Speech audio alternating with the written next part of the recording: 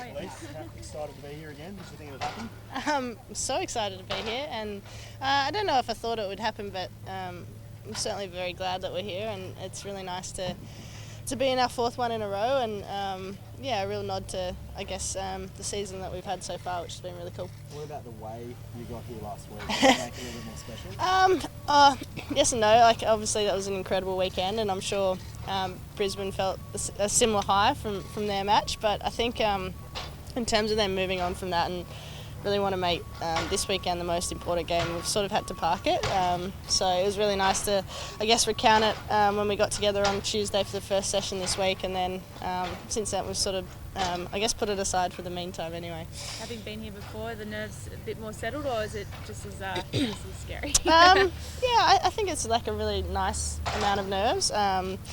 For whatever reason, before semi-finals, I think you always feel really anxious and a bit uncomfortable about it. And they're often the harder matches, and then if you're fortunate enough to get to the finals, it's just about, I guess, enjoying the week. Obviously there's still a fair bit of nerves and expectation around, but from our point of view it's just really nice to be in a position to have another go at the title. Has it been a bit different this year, having that week between the matches? Yeah, I guess every year's been pretty different to the one before, but certainly having a week at home, being able to prepare, in our surroundings, go home to our own bed at night, and just see our family and all those kinds of things has been really nice. You mentioned nerves, but I mean, you're an elite cricketer. These are the games you love. Yeah, absolutely. Nerves aren't a bad thing. I think sometimes there's some connotation around that they're not a good thing, but I think they're a great thing, and as you say, it's the reason why you play, and from my point of view, I think our group is incredibly proud to have another chance to make a go at the final, and it's sort of what you just want to enjoy then. Ellyse, so many times in the big games you've done huge things, you deliver under pressure, you can make 100 off the last ball of games, but you're ticking off so many amazing moments, and you've got a big game tomorrow where you'll be the centre of focus again.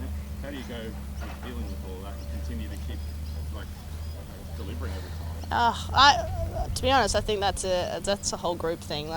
And if anything typifies that more, it's the last ball of the game on the weekend. To have that many players in our group involved in a play that was so crucial in getting us here this weekend, I think there's a really great sense of belief from everyone that they can stand up when it counts. I'd even say that Dane van Niekerk's knock last weekend, that was match winning in itself. So I guess, that's why everyone plays, for the big moments and to take on the challenge and the pressures of those moments. So it's been really pleasing that at various times across the whole season, but I guess most well documented last weekend, there's so many players in our group that can do that.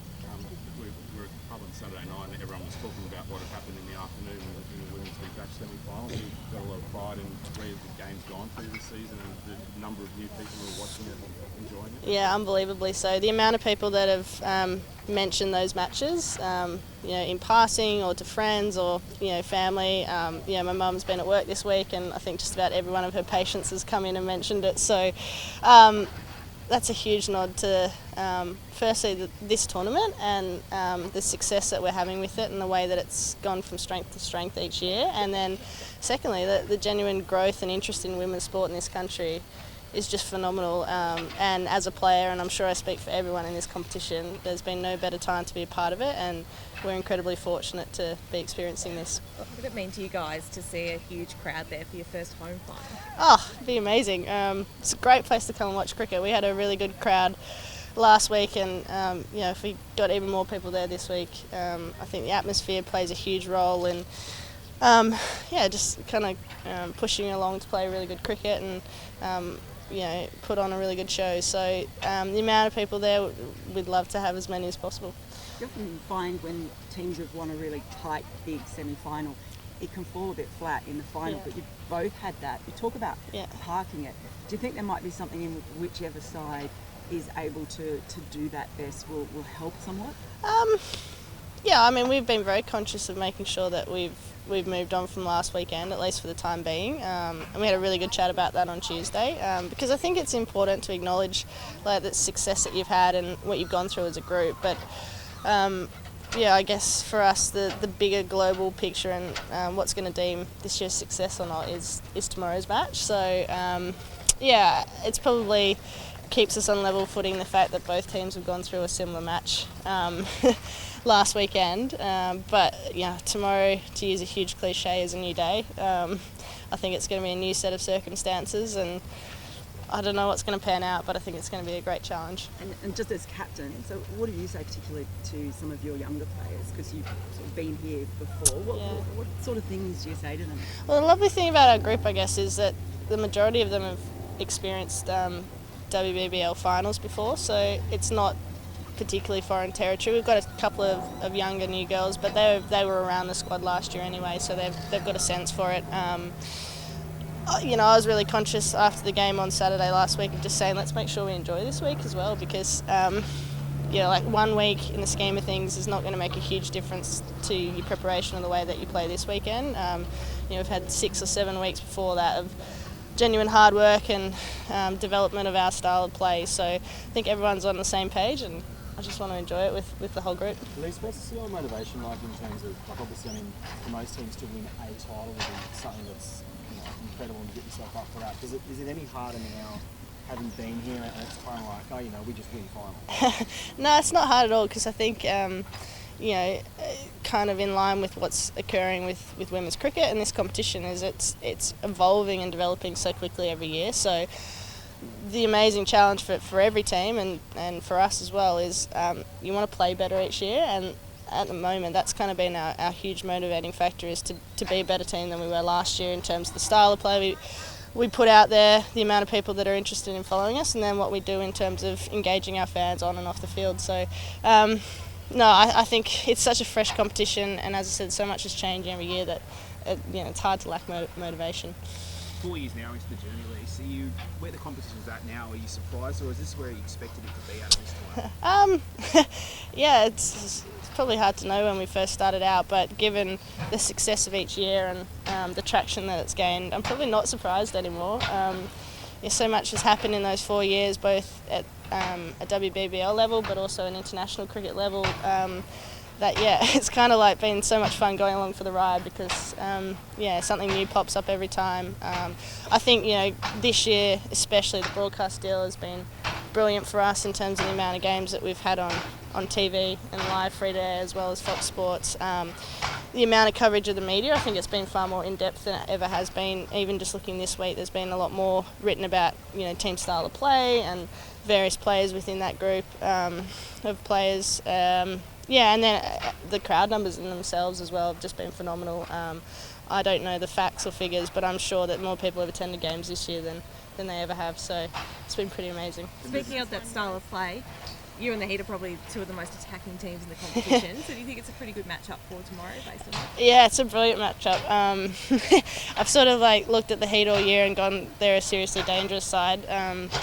You know, and they've played a really consistent blueprint of cricket, and that's to take the game on, obviously with players at the top of their order, but you know, even players down a bit lower and then in the field and with their bowling, they're a serious team.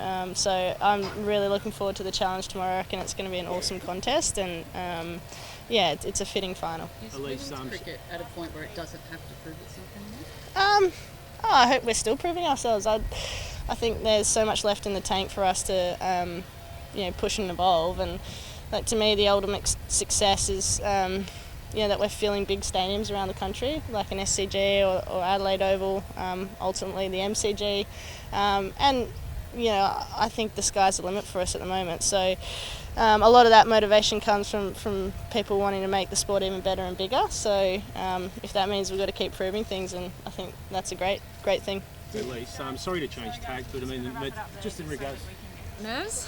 Not yet. I haven't had a lot of time to think about it actually, which is probably not a bad thing. Having a bit on during the week is, I guess, takes the mind away from what happens tomorrow, but it's exciting. I think it's important that we remember as a squad that as much as there's always going to be nerves game day, the opportunity that we have tomorrow is genuinely exciting. Ellyse was talking about having to try and put last week behind you in that big result. How have you gone about that with your Chargers, especially those who haven't experienced it? Yeah, it's interesting. I think it's the nature of going home and coming back here is almost like a reset button. I think it's nice to be able to step out of the space, and as much as you probably would love to play a home final, in a lot of ways there's advantages to not. So I think for us it was the closure on the day we flew home that afternoon. I was saying to Paz before, actually, we missed the last ball of their game because we were literally taking off. So we'd stretched the aeroplane mode capacity to its fullest, and we actually missed the last ball of their game. So we'd taken off and gone home and had actually no idea till we landed in Brisbane what had happened. And I think that was kind of a nice reset on. It was for us a bit of a shame that the Renegades didn't win, because that would have meant a home final for us. But I think at the same time that lovely recalibration of, okay, well, that job's done. We've got home, we've got a week of training, and then off we go again. We've been talking a lot about their culture, that last play, and what it shows about the culture of their team. But what did it show about your team, do you think, the way that you finished that game on top of a pretty amazing team? Yeah, I think getting ourselves to that game and then getting ourselves to this game speaks to our capacity to work well across 11 players in the playing 11. And I think that, I said it last week and I'll continue to say it because I think that's what's been the difference for us in terms of getting ourselves to those big moments and then achieving in those big moments. Haiti said to me at the end of the game that she actually didn't really have any idea what had happened. She just sort of took off towards the ball and stuck her hands out, and it's one of those things in sport, it's meant to be your day or it isn't, and that one stuck in her incorrect hand, and it was meant to be our day. So if you compete long enough and hard enough and you put yourselves in those positions more often than you don't, those sorts of things actually fall your way. Given you guys have already beaten the Sixers once this season, does that give you a lot of confidence going into this match? Yeah, it's a relative concept, isn't it? I think it was really nice to split those games with them. They're a quality outfit, everybody knows that. There's a reason that they're playing for their third title in a row. I think it's nice to know that your best is good enough against this team, and that is a nice thing that sits in the pit of your stomach. Equally, in big games, all bets are off, and it just depends on who shows up on the day. So we're realistic that we have to bring our best, but like you say, reassuring that we know that our best is good enough to win. And it looked like Grace had a bit of a knee injury last week. How's she tracking? Yeah, there's a bit of feedback about cramping or knee, or the commentators are a bit confused. She's going okay, so she'll train today, and then hopefully she'll be on deck tomorrow. Is that something she's had to carry through the season? She's actually the fittest she's ever been, so she's probably part of the reason she's launched onto the scene this year with bat and ball is that she's in the best physical condition that she's been in, and that's made a big difference to her capacity to perform in both facets of the game. So she's actually been travelling quite well, which is why we feel pretty good about tomorrow. You rolled them for 88 in that game, which is their lowest total of the year. What does that give you? Just more confidence, just knowing you can get them out so quickly, and what's that give you that going into this game? Yeah, it's one of those things, I suppose. Lightning may or may not strike twice. We'll take the 88 for sure. I think what it does give us is that we know that the plans we had when executed were the right ones. The magic of cricket is trying to do that over and over, and consistency is obviously that cliche thing in sport, but really is the key to performing in big moments. So we know that well executed plans with considered planning get the job done against them. So you feel like you've got a blueprint to beat them? I don't think you can ever say that in a game of T20 cricket against the quality side that they have. I don't think blueprints are a thing when you're in a grand final and you're playing T20 cricket, but if you say so. I noticed, Grace, do you just keep the shackles off a player like Grace? I noticed on the way out in the last match she said in the interview that she was there for a good time, not a long time. Is that... good. I didn't know that. But is that something you just kind of have to let it go, and if it comes off it does, and if it doesn't then you've got to sort of make up for it? Yeah, Grace is a once in a generation kind of player for a lot of reasons. We talk about her being our team crazy in the most loving way possible, in the sense that she is her own. She can do things with bat and ball that essentially no woman can do in the world in cricket. And part of that is her mindset, and she plays with such freedom and that carefree attitude. And the 100 that she scored at the Gabba was her sister actually raised in a meeting that we had the other day, just talking about how much she was genuinely just loving doing it. And I think if you just, as you say, let the shackles off and set her free, and what happens, but you do know what you're going to get with her, and you know you'll get full commitment, you know you'll get freedom, and you know that she's not going to sweat it either way, and that's really beneficial for the second half of the game if we bat first. Just one more, and with the Sixers as well, Obviously they've been so successful in this tournament, and there has been a bit of a talk around the competition. I think you might have a fair bit of support from other teams that aren't playing in the final. Is that kind of this thing that you get the feeling that everybody else kind of wants you to beat the Sixers? It's interesting, that tall poppy syndrome, isn't it? I think, credit to the Sixers, they continue to show up in grand finals and they continue to win them. And I spoke last week about the New South Wales cricket thing as much as the Sydney Sixers thing.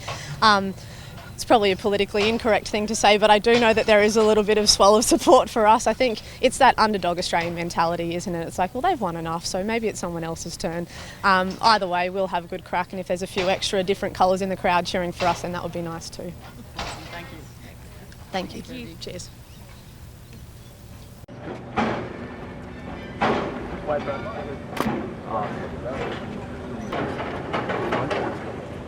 I just need one without the trophy as well. Okay. Ellyse with me. Have you come down from Cloud9 from last weekend? We have. We've been pretty conscious of making sure that whilst that was an amazing game and certainly one that we celebrated, Okay. Yeah, thank you. Yep.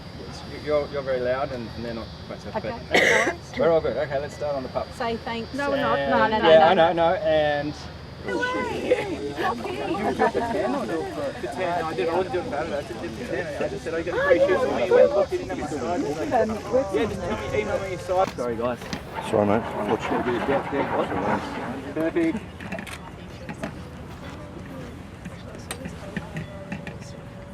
2, 1.